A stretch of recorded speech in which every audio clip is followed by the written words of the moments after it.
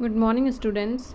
आज की क्लास में हम पढ़ेंगे क्लास 7 का chapter number 11 transportation in animals and plants. So let's get started. We all know that all the living organisms need food, oxygen and water for survival. Okay, अब ये जो elements होते हैं फूड, ऑक्सीजन और water, ये हमारे body के कुछ पार्ट्स जो होते हैं वो हमारी बॉडी में ट्रांसपोर्ट करते हैं, ठीक है, इन एलिमेंट्स को, और जो other parts of the body है वो इन एलिमेंट्स को रिमूव भी करते हैं। ओके, इसमें से जो हार्ट और ब्लड वेसल्स है उनका काम क्या होता है, फूड, ऑक्सीजन और वाटर को बॉडी में डिफरेंट पार्ट्स के जो होते हैं, बॉडी के डिफरेंट पार्ट्स होते हैं, उसमें इनको ट्रांसपोर्ट करना। ओके, फूड, ऑक्सीजन और वाटर को ट्रांसपोर्ट करना, ठीक है, और इसी से यही होता है हमारा circulatory system. So will study further about the circulatory system. Now what is circulatory system? It makes food, water and oxygen available to every part of the body and helps in removing the waste material. Okay, circulatory system होता क्या है? इसमें food, oxygen और water body के different parts को मिलेगा और जो यूरिया और CO2 जो कि वेस्ट मटेरियल होते हैं वो हमारी बॉडी से रिमूव होंगे। ये होता है सर्कुलेटरी सिस्टम। अब इसमें 3 पार्ट्स होते हैं सर्कुलेटरी सिस्टम के। फर्स्ट होता है ब्लड, सेकेंड होता है ब्लड वेसल और थर्ड है heart. So will start with the blood. Now what is blood? It is the fluid which flows in the blood vessels. जो हमारी बॉडी होती है उसमें बहुत सारे ब्लड वेसल्स होते हैं और ब्लड वेसल्स के अंदर ब्लड होता है जो कि एक फ्लूइड के फॉर्म में होता है। नाउ ब्लड क्या करता है? ब्लड ट्रांसपोर्ट करता है डाइजेस्टेड फूड को from the small intestine to other parts of the body. It transport oxygen from the lungs to the cells of the body and it transport waste removal from the body. Okay, blood के 3 काम होते हैं, digested food को different part of the body में पहुंचाना with the help of small intestine, oxygen को lung से क्या करना, different parts of the body में ट्रांसपोर्ट करना, और वेस्ट रिमूवल को बॉडी से बाहर निकालना। ये काम होता है ब्लड का। तो blood is composed of a fluid called plasma in which different types of cells are suspended. Blood क्या होता है? एक फ्लूइड होता है, इस फ्लूइड को हम बोलते हैं प्लाज्मा। इसमें 3 टाइप के सेल्स प्रेजेंट होते हैं। फर्स्ट होता है RBC, सेकेंड होता है WBC, थर्ड होता है blood platelet. So first we will study about the RBC which is known as the red blood cells. ठीक है, सो रेड ब्लड सेल्स क्या होते हैं? It contain the red pigment. Red blood cells में red pigment होता है haemoglobin. इसी की वजह से, हीमोग्लोबिन की वजह से ही हमारा ब्लड जो है वो रेड कलर का होता है। अब RBC का क्या काम होता है? It binds with the oxygen and transport it to all parts of the body and lastly to all the cells. ठीक है, presence of haemoglobin makes the blood red. अब क्या होता है कि ब्लड जो है वो ऑक्सीजन से बाइंड हो जाता है और फिर जो है ब्लड पूरी बॉडी में फ्लो करेगा, तो उसी तरीके से ऑक्सीजन भी पूरी ब्लड के साथ में पूरी बॉडी में क्या होगी, ट्रांसपोर्ट होगी। ठीक है, so that is all about the RBC। Now will study about the WBC। WBC मतलब white blood cells. Okay, short में वाइट ब्लड सेल्स को WBC बोलते हैं। सो WBC का काम होता है, जो कुछ भी जर्म्स है, कुछ बैक्टीरिया है, अगर हमारी बॉडी में एंटर हो जाते हैं तो WBC का काम होता है उनसे लड़ना और बॉडी को बचाना उस जर्म से। थर्ड है blood platelet, helps in the formation of blood clot. अब आपने देखा होगा कि जब हमारे कभी लग जाती है और ब्लड आता है बॉडी से, तो कुछ देर के बाद में क्या होता है, जहाँ लगी होती है वहाँ से ब्लड आना बंद हो जाता है और वहाँ पे थोड़ा सा क्लॉटिंग जैसा रेड जो ब्लड है वो थोड़ा सा गाढ़ा हो जाता है, वहाँ पे क्लॉट बन जाता है। वो क्यों हो जाता है? It is because of the blood platelets. Blood ताकि बॉडी में से खून जो है वो बाहर ना निकले, ब्लड जो है वो और ज़्यादा फ्लो ना हो बाहर।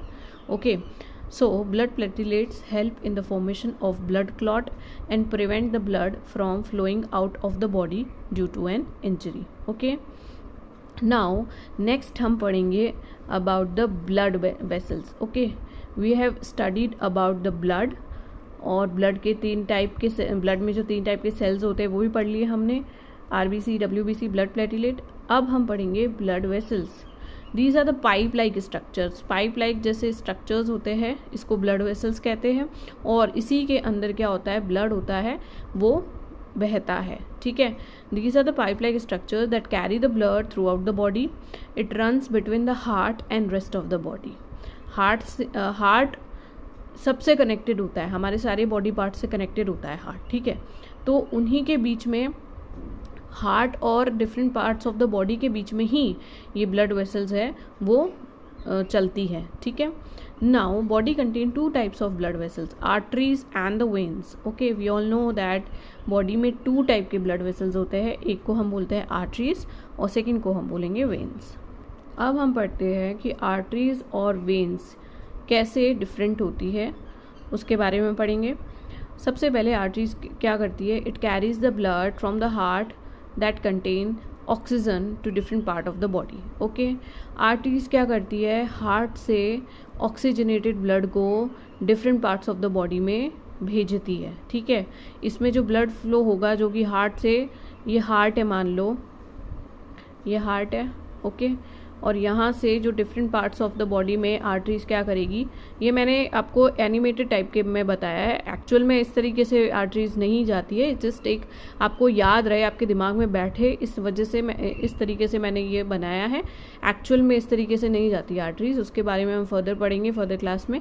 अभी आपके दिमाग में आपको समझाने के लिए मैंने इस तरीके से बनाया है कि जैसे मान लो हार्ट है और ये हमारा डिफरेंट पार्ट ऑफ बॉडी है, तो यहाँ से ये आर्टरीज जाएगी different parts of the body में, और इसके अंदर जो ब्लड फ्लो होगा वो ऑक्सीजनेटेड होगा, मतलब कि ऑक्सीजन वाला ब्लड होगा. ओके, और वेन्स क्या करती है, blood from the veins carry the blood from the body that contain CO2 to the heart. अब ये तो different parts of the body में जा रही है. ओके, और यहाँ पे आ रहा है, वेन्स क्या करती है, CO2 वाला ब्लड लेके आती है. ओके, डीऑक्सीजनेटेड ब्लड, इसमें ऑक्सीजन नहीं होता है, इसमें CO2 होता है. From different parts of the body से वेन्स ब्लड लेके आती है टू द हार्ट. ठीक है, और यहाँ से वो ब्लड जो होता है वो लंग्स में जाता है, इसके बारे में हम बाद में पढ़ेंगे. नाउ वे आर्टरीज जो होती है थिक वॉल्ड होती है, as the blood pressure is high here. ओके, और ये है वो थिन वॉल्स होती है, एज ब्लड प्रेशर यहाँ पे कम रहता है. They are narrow, so blood can flow quickly through them, और ये वाइडर होती है than the arteries. Okay, they don't contain the valves as blood in the arteries always flow in the right direction. इसमें valves कुछ present नहीं होते हैं, because यहाँ पे जो ब्लड होता है हमेशा राइट डायरेक्शन में ही फ्लो होता है. यहाँ पे वेल्व्स होते हैं ताकि क्या हो, ब्लड है वो ऑपोजिट डायरेक्शन में ना चला जाए, जिस डायरेक्शन में जाना हो उसी डायरेक्शन में जाए, इसलिए यहाँ पे वेल्व्स प्रेजेंट होते हैं.